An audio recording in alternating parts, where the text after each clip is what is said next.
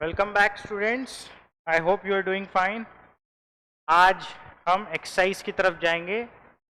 ठीक है, सॉल्यूशंस करेंगे ताकि थ्योरी जितनी हमने पढ़े हैं वो पूरा हमारे दिमाग में बैठ जाए।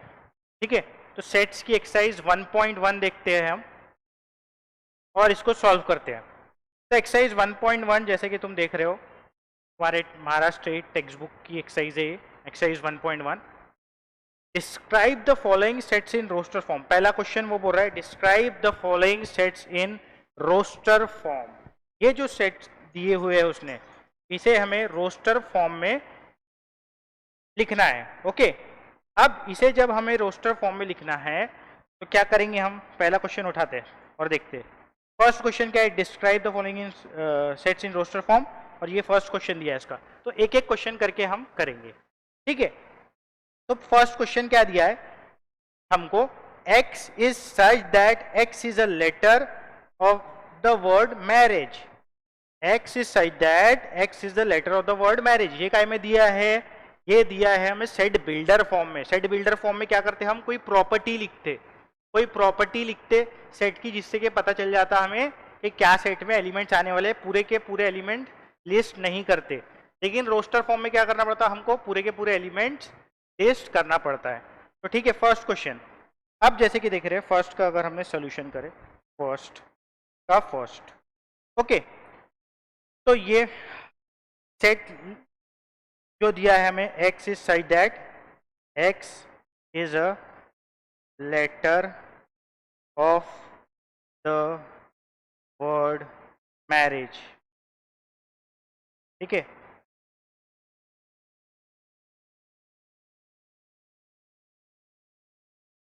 इसको हमने लिख दिया पहले अपने आंसर में।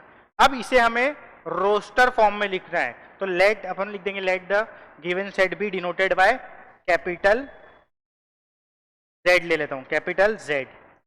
तो अगर हमें इसे सेट के फॉर्म में लिखना है तो क्या लिखना पड़ेगा, ये जो मैरिज में जो लेटर्स आ रहे वो पूरे के पूरे मेरे को लिखना है। और हमको मालूम है रिपीटेड लेटर्स सिर्फ एक बार आता, 10 बार कोई लेटर रिपीट हो रहा तो हम अपने सेट में कितने बार लिखेंगे, एक बार लिखेंगे। और ऑर्डर भी इंपॉर्टेंट नहीं है, सीक्वेंस भी इंपॉर्टेंट नहीं है, तो पहले ए लिखो या एम लिखो, बात वही है। तो मैं यहाँ पर एम लिख दे रहा हूँ। ठीक है, मैंने यहाँ एम लिख दिया, उसके बाद मैंने यहाँ ए लिख दिया, फिर आर लिख दिया, फिर आई लिख दिया, समझो। ठीक है, आई लिख दिया, फिर उसके बाद जी लिख दिया, फिर उसके बाद ई लिख दिया। तो ये मेरा सेट बन गया रोस्टर फॉर्म में। ये मेरा सेट किस में बन गया, रोस्टर फॉर्म में। ठीक है, इसको स्मॉल लेटर्स में भी लिख सकते हैं, ना कि कैपिटल लेटर्स में अगर नहीं लिखना है तो, लेकिन यहाँ पर कैपिटल लेटर्स में दिया था करके मैंने कैपिटल लेटर्स यूज किया। अदरवाइज जनरली जो सेट के एलिमेंट्स आते हैं वो काय में आते, स्मॉल लेटर्स में आते। ठीक है, तो ये अब बन गया अपना सेट। देख लेते, अब चेक कर लेते पूरे के पूरे अपने एलिमेंट्स बने गए। देखो एम यहाँ पर आ गया, ए यहाँ पर आ गया, आर यहाँ पर आ गया, दो आ रहा है तो एक ही आ रहेगा, आई आ गया। ठीक है, ए इधर आया, लेकिन ए पहले से लिख लिया था इसलिए ए को दो बार नहीं लिखे, जी को एक बार लिख लिए और ई को भी एक बार लिख लिए। तो पूरे के पूरे तुम देख रहे हो एलिमेंट्स अपने जितने सेट में रिक्वायर्ड थे, ऑब्जेक्ट्स रिक्वायर्ड थे, वो पूरे के पूरे आ गए। तो अपना फर्स्ट क्वेश्चन सॉल्व हो गया। तो क्वाइट इजी, बस क्या लिखना था, लेटर उठा के लिख देना था, और दो बार कोई लेटर रिपीट हो रहा तो एक बार लिखना था। अब सेकेंड क्वेश्चन देखते हैं। सेकेंड क्वेश्चन में वो बोल रहा है x is such that x is such that x is an integer, x is an integer, और वो इंटीजर जो बोल रहा है वो -1/2 से बड़ा है, 9/2 से छोटा है। तो इंटीजर नंबर तुमको पता है कौन से होते हैं, इंटीजर नंबर। इंटीजर नंबर अगर हम लिखना चाहे तो कौन कौन से होते हैं इंटीजर नंबर, बोले तो नेगेटिव नंबर पूरे। ठीक है, नेगेटिव नंबर पूरे इन द सेंस इस टाइप वाले, -4, -3, -2, -1, 0 भी रहता है इंटीजर में, और 1, 2, 3, 4 एंड सो ऑन, और यहाँ पर भी सो ऑन। तो इस टाइप के नंबर्स को क्या बोलते हैं, इंटीजर बोलते हैं। तो अपने को ऐसे इंटीजर लिखना है जो कि -½ से बड़े है और 9/2 से छोटे है। ठीक है, क्या बोल रहा था वो, फिर से क्वेश्चन कॉपी कर लेना उसमें। ठीक है, वो बोल रहा था -½ से बड़े है और 9/2 से छोटे है, 9/2 से छोटे। तो -½ तुमको पता है कितना होता, 0.5 होता, 1 डिवाइडेड बाई 2 कितना होता 0.5, ठीक है। और यहाँ कितना आ जाएगा 4.5, 9 को डिवाइड करे तुमने 2 से तो कितना आ जाएगा 4.5 आ जाएगा। तो अपने को ऐसे नंबर होना जो नेगेटिव 0.5 से बड़े है और पॉजिटिव 0.5 से छोटे है और इंटीजर होना, और क्या होना इंटीजर होना। तो नंबर लाइन अगर बनाए तुमको पता है 0 1 2 3 4 5 समझो यहाँ आ गया, और यहाँ पर -1 -2 -3, ठीक है, एंड सो ऑन रहेगा उधर, एंड सो ऑन, ठीक है। ये अगर नंबर लाइन हमने बनाए समझने के लिए, तो ऐसे नंबर होना जो -0.5 से बड़े है। अब -0.5 किधर लाए करेगा, -0.5 इधर कहीं लाए करेगा, -0.5 यहाँ कहीं लाए करेगा -0.5, और जो 4.5 है वो कहाँ लाए करेगा, यहाँ पर लाए करेगा 4.5। तो हमको ऐसे नंबर होना जो 4.5 से बड़े है और किससे छोटे है, ओ सॉरी 4.5 से छोटे है और किससे बड़े -0.5 से। तो कौन से नंबर आएंगे, जितने भी ये नंबर लाइन पे इंटीजर्स है, ये इनके बीच में जितने भी नंबर लाइन पे इंटीजर है, क्योंकि -0.5 और 4.5 इंटीजर तो नहीं है, तो ये बीच में, इनके बीच में जो जो इंटीजर्स है वो आएंगे। तो कौन कौन से आते हुए दिख रहे हैं तुमको इनके बीच के इंटीजर्स, इनके बीच के इंटीजर देखो, 0 एक इंटीजर है ये आएगा, 1 एक इंटीजर है ये आएगा, 2 आएगा, 3 आएगा, 4 आएगा, ठीक है। और 4.5 से छोटे होना तो अगला इंटीजर क्या है 5 है, तो 5 नहीं आएगा। क्यों 5 नहीं आएगा, क्योंकि वो 4 पॉइंट से बड़ा हो गया। और यहां से अगला इंटीजर -1 है, -1 लेकिन 0.5 से क्या है छोटा है, अपने को 0.5 से बड़े होना। तो पूरे अपने इंटीजर्स कौन से आ जाएंगे, ये 1 2 3 4 5 इंटीजर्स आ जाएंगे अपने सोल्यूशन में, अपने सेट में। तो लेट द गिवन सेट भी अगर मैंने z लिया तो अपना आंसर बनेगा z इज इक्वल टू, ठीक है, जो गिवन सेट है 0 1 2 3 4 5, तो ये अपना आंसर बन जाएगा। समझ गए, 0 1 2 3 5 तो कैंसिल मार दिए ना अपन ने, क्योंकि वो नहीं आ रहा। तो 0 1 2 3 4 ये पूरे इंटीजर्स आएंगे अपने सोल्यूशन में। तो ये हो जाएगा सोल्यूशन क्वेश्चन नंबर सेकंड का। अब question number third very easy, self explanatory है। x is such that x is equal to 2n, x क्या है 2 का n का ट्वाइस में मल्टीपल है, और n क्या है, n नेचुरल नंबर है, n क्या है, n नेचुरल नंबर है, मतलब n की जगह क्या आएगा, देखो n क्या है, यहाँ पर 2n करना है अपने को, और n क्या बोला उसने नेचुरल नंबर है, तो इसका मतलब क्या आएगा n की जगह 1 2 3 4 5 6 7 8 dot dot dot dot infinity तक के, और वो कैसे मल्टीप्लाई होगा 2 से मल्टीप्लाई होगा, तो अपने सेट के एलिमेंट आएंगे, तो अपने सेट के एलिमेंट आएंगे। तो लिख लेते हैं अपन ये थर्ड क्वेश्चन भी, x is such that x is equal to 2n और n belongs to capital n। Capital n क्या डिनोट करता है, नेचुरल नंबर का सेट, ठीक है। तो यहां पर अपना जो सेट बनेगा, लेट द गिवन सेट भी अगर z ले लिया मैंने, लेट द गिवन सेट भी z, ठीक है। तो यहां पर क्या क्या बनेगा, पहला नेचुरल नंबर क्या है 1, तो 2 इंटू 1 2, फिर 2 2 जा, सेकेंड नेचुरल नंबर क्या है 2 2 2 जा 4, फिर 2 3 जा 6 8, ऐसा 2 का टेबल पढ़ते चले जाओ, 10 12 14 2 4 6 8 10 12 14 16 एंड सो ऑन। पूरे तो नहीं लिख सकते अपन, नेचुरल नंबर तो इन्फिनिटी तक के आ रहे, तो हम क्या लिखते हैं dot dot dot dot dot dot dot का मतलब होता है ये इन्फिनिटी तक के चल रहा है अपना सेट, ठीक है। तो ये फर्स्ट 3 क्वेश्चंस अपन ने सॉल्व कर लिए। इसमें क्या करें, हमने सेट बिल्डर फॉर्म दिया था उसको कन्वर्ट करे रोस्टर फॉर्म में। रोस्टर फॉर्म में पूरे के पूरे एलिमेंट लिस्ट करना पड़ता, और सेट बिल्डर फॉर्म में क्या करना पड़ता है, सेट बिल्डर फॉर्म में हमें सिर्फ रूल लिखना पड़ता, कोई ऐसा रूल लिखना पड़ता जिससे समझ में आ जाता कि ये सेट में एलिमेंट कौन से है, ठीक है। अब हम जाएंगे अपने सेकेंड क्वेश्चन में। सेकेंड क्वेश्चन में क्या बोल रहा है वो, सेकेंड क्वेश्चन में ये बोल रहा है वो कि सेट बिल्डर फॉर्म में इसको कन्वर्ट करो, describe the following sets in set builder form. मतलब ये रोस्टर फॉर्म दिया है और and we have to convert these into set builder form. तो पहला क्वेश्चन देखो, पहले क्वेश्चन में सिर्फ उसने 0 दे दिया और कुछ भी नहीं दिया अपने को। पहले क्वेश्चन में क्या दे दिया अपने को? 0 दे दिया और कुछ भी नहीं दिया। तो सेकंड क्वेश्चन देखते कैसे। सेकंड का फर्स्ट जो हमको गिवन सेट है वो क्या दिया है? सिर्फ 0 दे दिया सेट में और बाकी कुछ नहीं दिया, बाकी कुछ नहीं दिया। तो इसको कैसे लिख सकते हैं? तो देखते हैं इसको। इसमें तुमको दिमाग लगा के एनालाइज करना पड़ेगा, ठीक है। लेट द गिवन सेट भी z लिख लिया मैंने, कोई भी ले सकते, मैं z बार बार ले रहा, चलो a ले लेता। लेट द गिवन सेट भी a, ठीक है।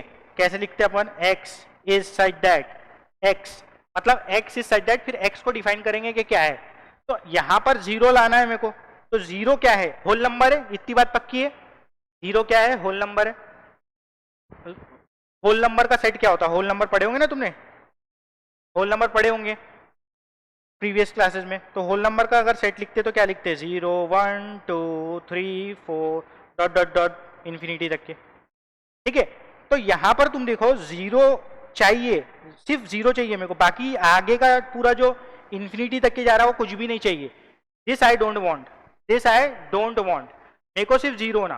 तो अगर मैंने ऐसा लिखा कि x is such that x belongs to whole number, x belongs to whole number लिख दिया मैंने, तो ये तो पूरा का पूरा आ जाएगा, 0 से लेके इन्फिनिटी तक के आ जाएगा। लेकिन मेरे को 1 2 3 4 5 6 से इन्फिनिटी तक के नहीं चाहिए, येलो पार्ट नहीं चाहिए मेरे को। तो येलो पार्ट है क्या? कौन सा सेट बनता है येलो पार्ट?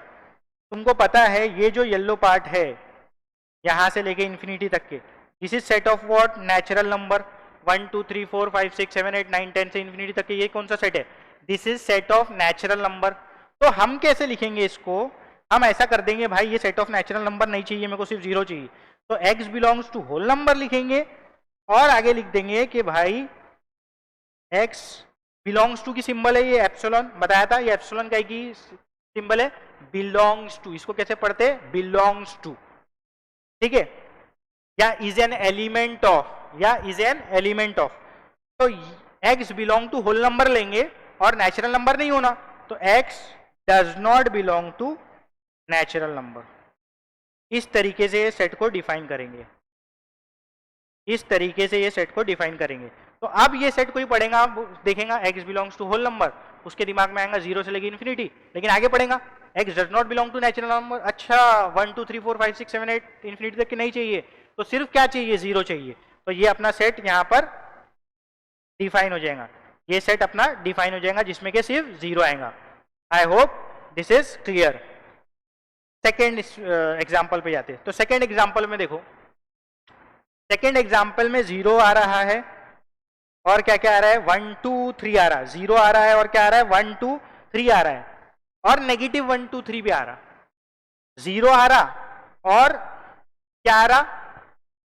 1 2 3 आ रहा पॉजिटिव में, 1 2 3 आ रहा नेगेटिव में। अगर इफेक्टिवली देखो तो ये सेट ऐसा लिखा हुआ है, इफेक्टिवली अगर तुम देखो तो ये सेट इस तरीके से ये सेट को लिख सकते, 0 1 2 3 -1 -2 -3। बात वही है, उसने एक साथ लिख दिया प्लस माइनस लगा के। ये सेट और ये सेट दोनों सेम है, -1 -2 -3 0 1 2 3। अब अपने को मतलब -3 से लेके 3 तक के पूरे इंटीजर्स होना, क्योंकि ये क्या है? -1 -2 -3 0 क्या है? इंटीजर है।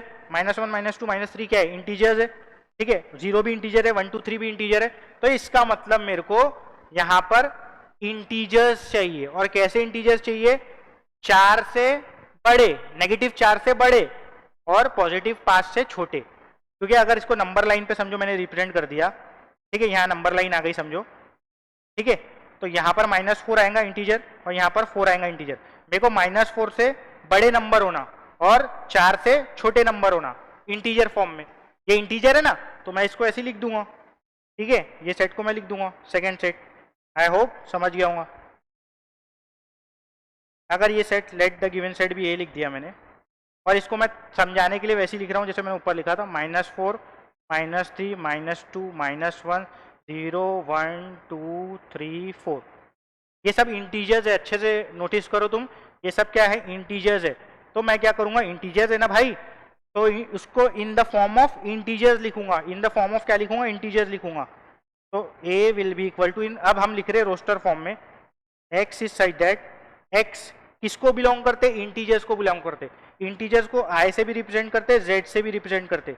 इंटीजर्स को के सेट को आई से भी रिप्रेजेंट करते हैं और कैपिटल जेड से भी जनरली रिप्रेजेंट करते हैं। तो यहाँ कैपिटल जेड ले लेता हूँ मैं, कैपिटल जेड से ज़्यादा डिनोट करते हैं उसको, आई भी चलेगा, ठीक है। X belongs to capital Z, x belongs to capital Z. लेकिन जैसे ही मैंने बोला एक्स बिलोंग्स टू इंटीजर, तो इंसान के दिमाग में तो क्या आ जाएंगे, पूरे इंटीजर आ जाएंगे, जीरो से लेके पॉजिटिव वाले पूरे इन्फिनिटी तक के, और जीरो से इधर साइड में लेंगे तो नेगेटिव इन्फिनिटी तक के पूरे इंटीजर्स आ गए इंसान के दिमाग में। लेकिन नहीं, मेरे को इतने इंटीजर्स थोड़ी ना चाहिए, मुझे इतने सारे इंटीजर्स नहीं चाहिए, मुझे कहाँ तक चाहिए, -4 तक के इंटीजर्स चाहिए, नेगेटिव में जा रहा था और पॉजिटिव में जा रहा था, 4 तक के चाहिए।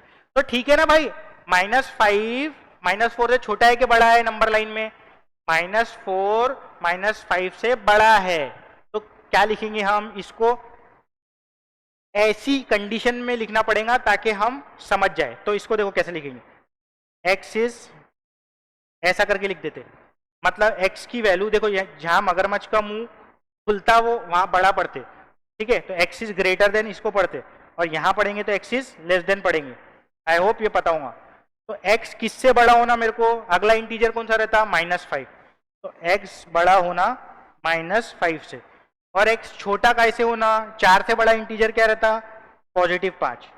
तो बस यहां से सबको समझ जाएगा, एक्स इज ग्रेटर देन -5 में क्या आएगा, -4 -3 -2 -1 से लेके इन्फिनिटी तक के जा रहा था ये, लेकिन 5 से छोटा बोल दिया मैंने एक्स को, 5 से छोटा बोल दिया तो 4 3 2 1 0, और इधर -4 तक के आ जाएगा। तो ये अपना सेकेंड क्वेश्चन का आंसर हो गया। अब हम जाते हैं थर्ड क्वेश्चन में। Third question is an interesting one, ठीक है, third question is an interesting one. Third पे ध्यान दो,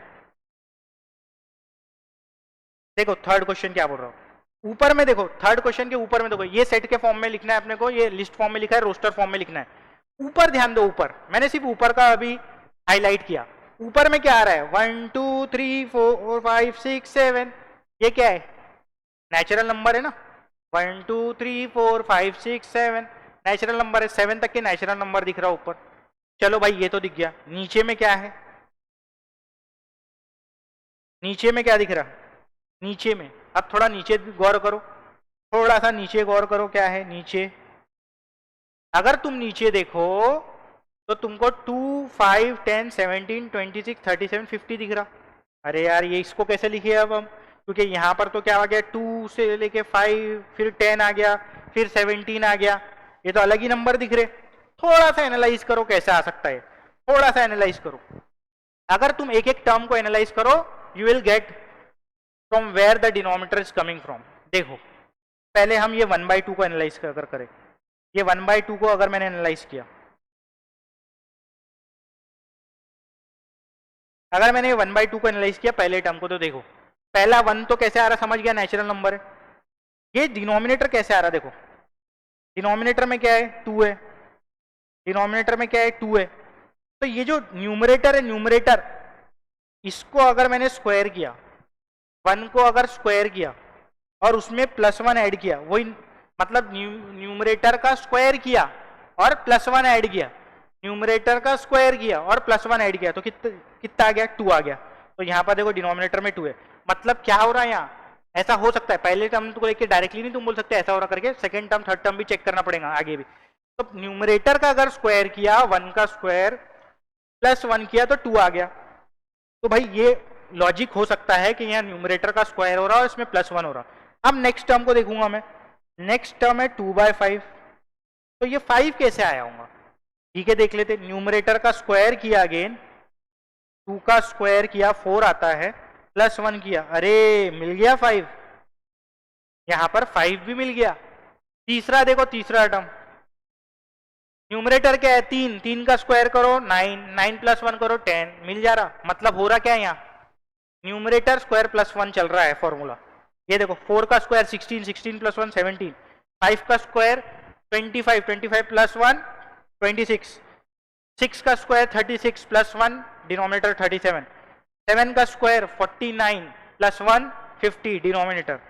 तो इस तरीके से यहाँ पर आ रहा है, ऊपर तो नेचुरल नंबर आ रहे, नेचुरल नंबर कहाँ तक के आ रहे न्यूमरेटर में, 7 तक के आ रहे, और नीचे क्या हो रहा, वही जो नेचुरल नंबर ऊपर आ रहा है उसका स्क्वायर प्लस 1 हो रहा, तो इसको लिख देते हम अब आंसर में बना के अपना।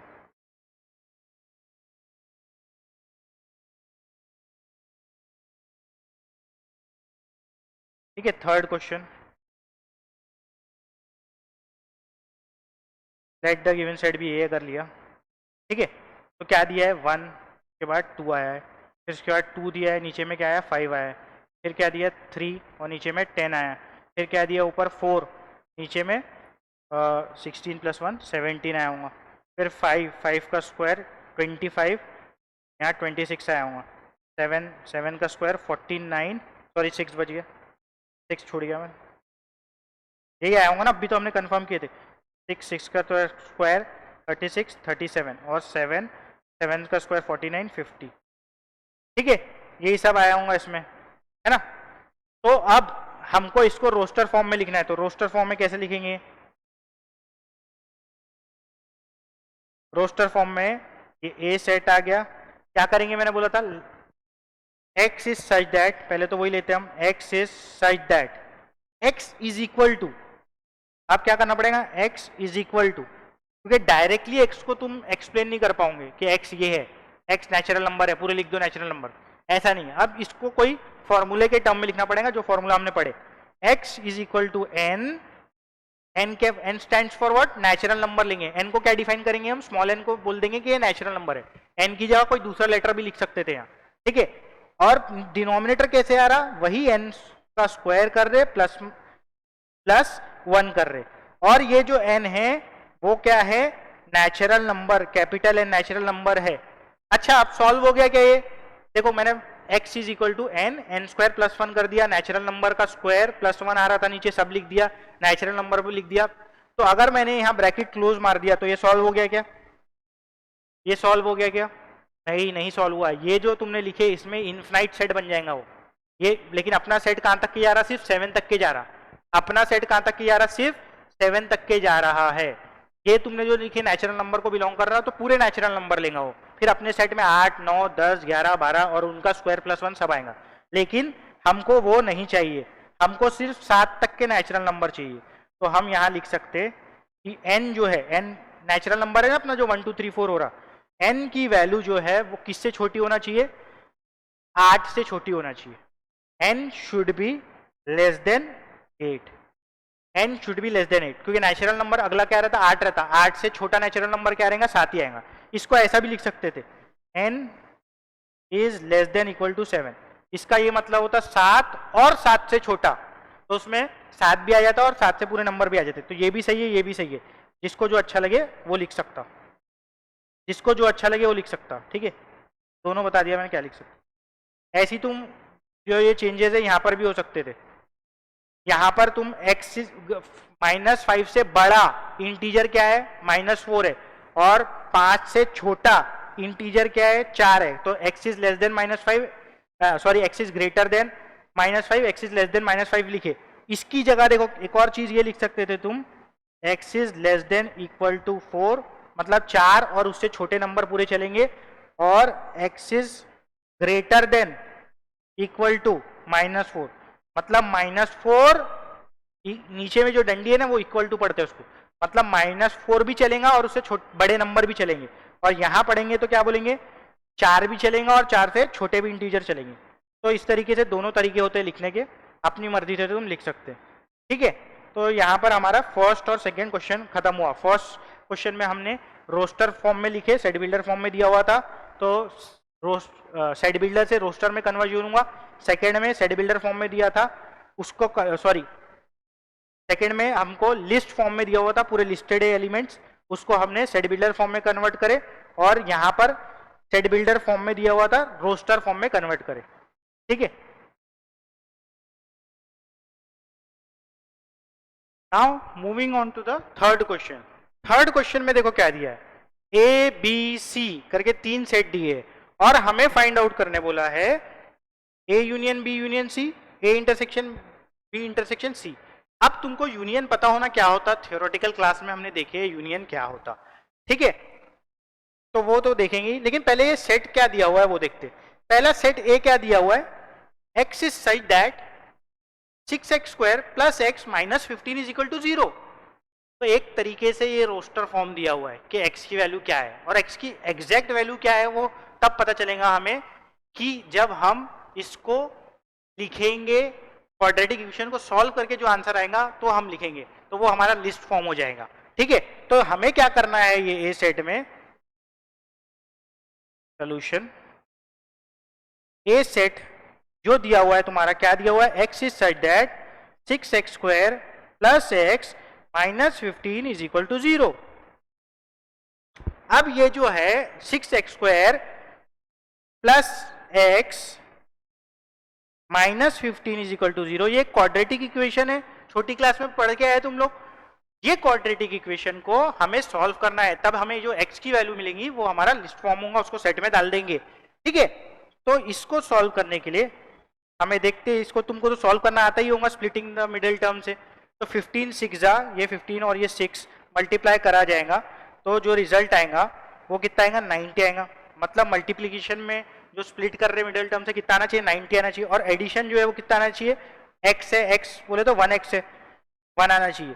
इसका मतलब ऐसे दो नंबर लेना है जिनका एडिशन, ठीक है, या सब्ट्रैक्शन करके प्लस माइनस करके 1 आए और मल्टीप्लीकेशन 90 आए। तो अगर मैं 10 और 9 लिखूं, अगर मैं 10 और 9 लिखूं, 10 इंटू 9 कितना होता, 90 होता, और 1 बचना चाहिए, 1 पॉजिटिव 1 बचने चाहिए, तो मैं क्या लिख लूंगा, -90, और यहां पर भी -90 आना चाहिए, 90, क्योंकि -15 इंटू 6 है। ठीक है, तो अब इसको स्प्लिटिंग द मिडिल टर्म से हम सॉल्व कर लेंगे, तो ये आ जाएगा 6x²। तो प्लस x को कैसे लिखूंगा मैं, प्लस x को कैसे लिखूंगा, मैं लिख सकता हूं इसको -x प्लस 10x, वो भी लिख सकता हूं, या प्लस 10x माइनस 9x, ये अपनी मर्जी पे रहता। पहले कौन सा टर्म लिखो, plus 10x minus 9x minus 15 is equal to 0। अब ये दोनों टर्म में से कॉमन क्या आ रहा वो देखेंगे हम। तो ये दोनों टर्म में से कॉमन, तो देखो एक तो x आ रहा, और 6 और 10 से क्या कॉमन निकाल सकते तुम, 6 और 10 से 2 कॉमन निकाल सकते तुम, 2 3 जा 2 5 जा रहा क्योंकि, ठीक है। तो यहां पर 2 और x कॉमन निकाल लिया, बचा क्या, यहां पर 2 3 जा 6 होता तो 3 बचा, और x² है यहाँ तो एक x बाहर निकल गया तो क्या बचा, 3x बचा। तुम b² माइनस 4ac वाले मेथड से भी कर सकते, ठीक है, तुम्हारी मर्जी। अब ये दोनों में कॉमन क्या आ रहा है ये देखेंगे। ठीक है, यहाँ पर तो 3x आ गया, और ये यहाँ पर यहाँ का टर्म लिखने का हो भी तो लिख लेता हूँ, प्लस यहाँ पर क्या बचा 5, तो 3x प्लस 5 बचा। ठीक है, अब ये दोनों टर्म में क्या कॉमन आ रहा, ये दोनों टर्म में 3 3 जा 9 जाता है, ठीक है, तो माइनस, और ये 15 भी 3 से जाता, तो -3 कॉमन आ गया। अगर -3 कॉमन आया तो अंदर में क्या लिखेंगे हम, 3 लिखेंगे, और x भी लिखेंगे, क्योंकि ये दोनों का मल्टीप्लाई करके कितना आना चाहिए, -9x आना चाहिए, तो आ गया -9x, और -15 है तो यहाँ कितना आ जाएगा, +5 इज इक्वल टू 0। तो देख लो -3 इंटू 5 कितना हो गया, -15 आ गया। अब यहाँ लिखेंगे 3x प्लस 5, ये दोनों टर्म में क्या कॉमन आ गया, 3x प्लस 5 कॉमन आ गया, पता ही है तुमको, करते ही हो तुम लोग। और यहाँ लिख देंगे 2x minus 3 is equal to 0। अब इसके बाद इससे क्या पता चलेगा हमें, x की वैल्यूज पता चल जाएंगी, तो एक वैल्यू हो जाएंगी 3x plus 5 is equal to 0, और 2x minus 3 is equal to 0। तो ये आ जाएगा x इज इक्वल टू 5 को उधर लेके गए तो क्या आ गया, -5/3 आ गया, और x इज इक्वल टू 3 को उधर लेके गया, फिर डिवाइडेड बाय 2 करे, तो थोड़ा डायरेक्ट कराऊँ मैंने, समझ जाओ। पहले x 5 को उधर लेके गया तो -5 हो जाएगा, इधर 3x बचेगा, फिर 3 डिनोमिनेटर में आ जाएगा, तो x की वैल्यू आ गई -5/3, x की वैल्यू आ गई 3/2। अब इसको हम सेट फॉर्म में लिख देंगे, तो हमारा सेट जो कि ए सेट नाम था, उसका क्या नाम था, ए सेट नाम था, तो A set will be equal to -5/3 और 3/2, ये हमारा ए सेट बन गया। ऐसे ही हम क्या बनाएंगे, बी सेट बनाएंगे और सी सेट बनाएंगे, ऐसे ही हम क्या बनाएंगे, बी सेट बनाएंगे और सी सेट बनाएंगे। तो तुम्हारा बी सेट क्या दिया हुआ है, x is such that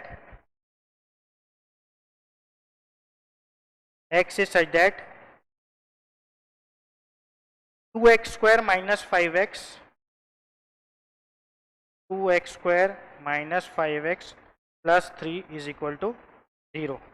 ठीक है, 2x² माइनस 5x देख लेता हूँ एक बार, -3 है, +3 नहीं, -3 इज इक्वल टू 0। अगेन ये क्या करेंगे हम, 2x² minus 5x -3 is equal to 0, इसको हम सॉल्व करेंगे क्वाड्रेटिक इक्वेशन से, ठीक है, स्प्लिटिंग द मिडिल टर्म से सॉल्व करेंगे और इसका आंसर निकालेंगे। तो अगेन तुम अगर देखो इसको, ठीक है, तो यहां पर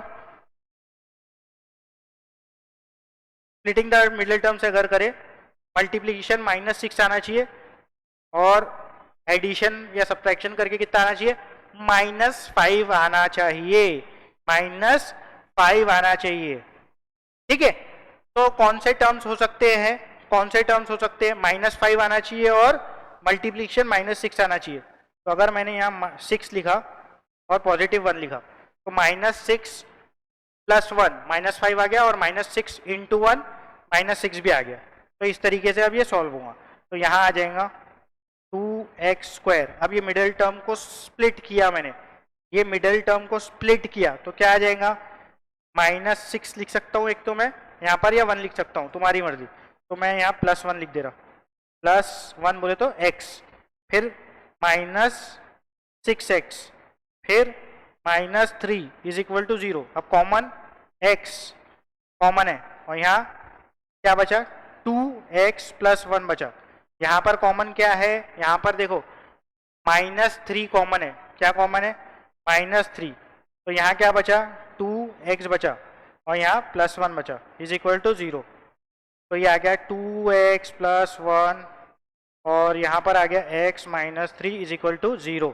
तो ये आ गया 2x + 1 इज इक्वल टू 0 और x -3 इज इक्वल टू 0। तो ये x की वैल्यू आ जाएंगी -1/2 और x की वैल्यू आ जाएंगी 3। अब इसको सेट बिल्डर अगर फॉर्म में लिखे, सॉरी लिस्ट फॉर्म में अगर लिखे, तो b था वो सेट का नाम, b सेट में आ जाएगा -1/2 और आ जाएगा 3, ठीक है। तो ये b सेट हो गया। देखो क्वाड्रेटिक इक्वेशन सॉल्व करना है बस, दैट्स इट, इसलिए थोड़ा फास्ट किया। c सेट देखो, अब c set,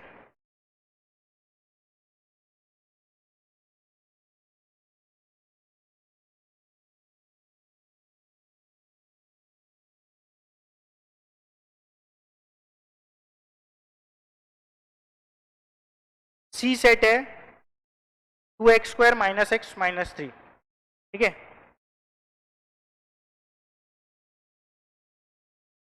to x² - x -3 is equal to 0, ये तुम्हारा c सेट है।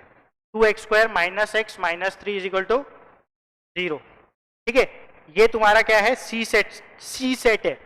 अब इसको भी क्या करेंगे, स्प्लिटिंग द मिडिल टर्म से तुम सॉल्व करेंगे। तो यहाँ लिखोगे 2x² - x -3 is equal to 0।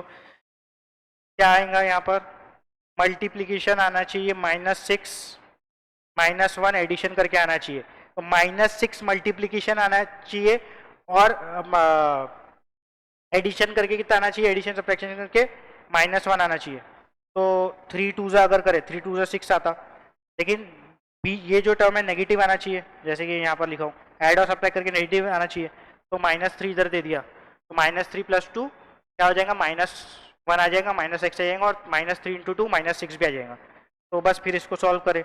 तो 2x² +x, पहले ये प्लस, ये 2 ले रहा, +2x, फिर -3x -3 इज इक्वल टू 0। कुछ भी ले सकते तुम, पहले इसको इधर भी ले सकते, कोई प्रॉब्लम नहीं है, ठीक है।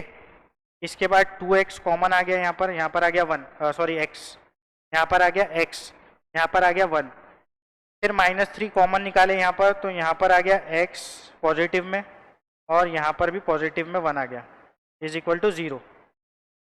अब x + 1 कॉमन आ गया दोनों जगह से और यहाँ पर आ गया 2x - 3 इज इक्वल टू 0।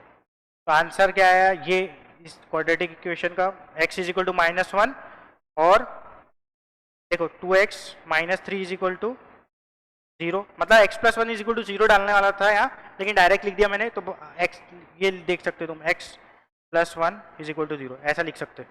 फिर उसके बाद x इज इक्वल टू -1, ठीक है, तो x इज इक्वल टू -1 आ गया। और देखो 2x इज इक्वल टू 3 हो जाएगा, फिर x इज इक्वल टू क्या आ जाएगा, 3/2 आ जाएगा। तो अगर ये सेट फॉर्म में लिखा मैंने, अब इसको मैंने सेट फॉर्म में लिखा, अगर सेट फॉर्म में लिखा, अगर जो तुम्हारा सी सेट बनाए, तो सी सेट क्या बन गया तुम्हारा, -1 3/2। तो अब देखो ए बी सी तीनों सेट मिल गए अपने को। देखो आप अच्छे से गौर करो, मैं तीनों को एक साथ लिख दूंगा तो ज्यादा बेटर रहेगा ताकि समझ में आए। ए सेट था -5/3 और 3/2। ए सेट था माइनस, एक बार फिर से देख लेता हूँ, -5/3 और 3/2, -5/3 और बी सेट भी निकाले थे हमने, ठीक है। बी सेट क्या था, -½ और 3, है ना, -½ और 3 था बी सेट, तो बी सेट भी लिख लेते। अब देखो ये तीनों सेट आ गए, तीनों सेट आ गए। अब देखो तुम अगर देखेंगे तो यहाँ पूछा क्या था क्वेश्चन में, क्वेश्चन में क्या पूछा था, उसने बोला था ये A union B union C निकालो और A intersection B intersection C निकालो। तो निकालते भाई, पूछा है तो निकालना पड़ेगा।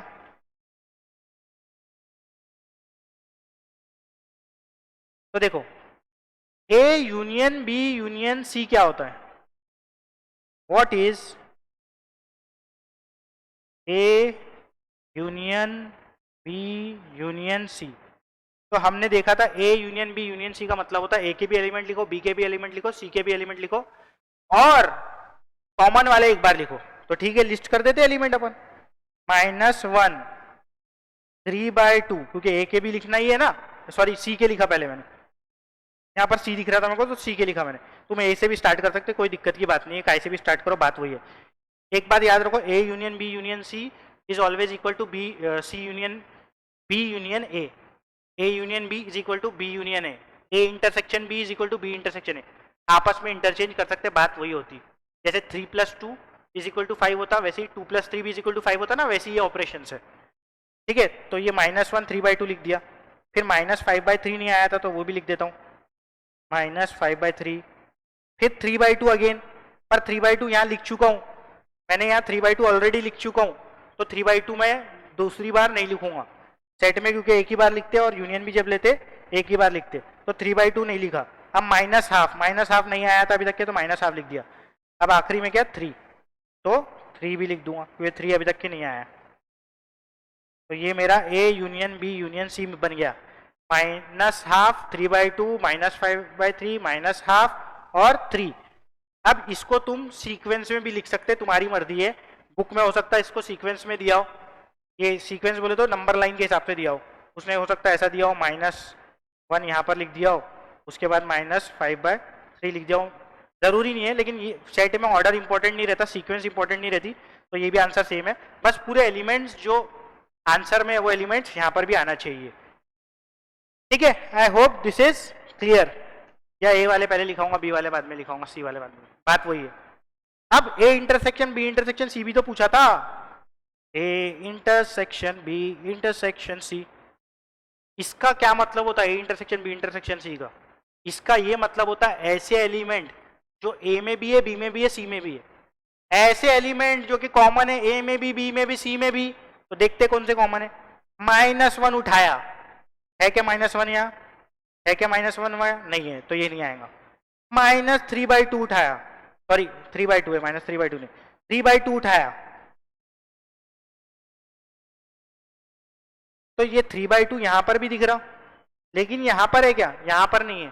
तो देखो 2 में कॉमन आने से नहीं चलेगा, 2 में कॉमन आने से नहीं चलेगा, तीनों में कॉमन आना जरूरी है, तीनों में, क्योंकि उसने मेरे से ये नहीं पूछा सी इंटरसेक्शन ए निकालो करके, उसने मेरे से पूछा ए इंटरसेक्शन बी इंटरसेक्शन थी, तीनों में जो कॉमन पार्ट है वो निकालो, और यहां पर तीनों में देखोगे तुम कुछ भी कॉमन नहीं है, ऐसा कोई एलिमेंट नहीं है जो तीनों सेट में लाई कर रहा, ये 3/2 इसमें लाई कर रहा है, इसमें लाई कर रहा है, लेकिन इसमें लाई नहीं कर रहा, ठीक है।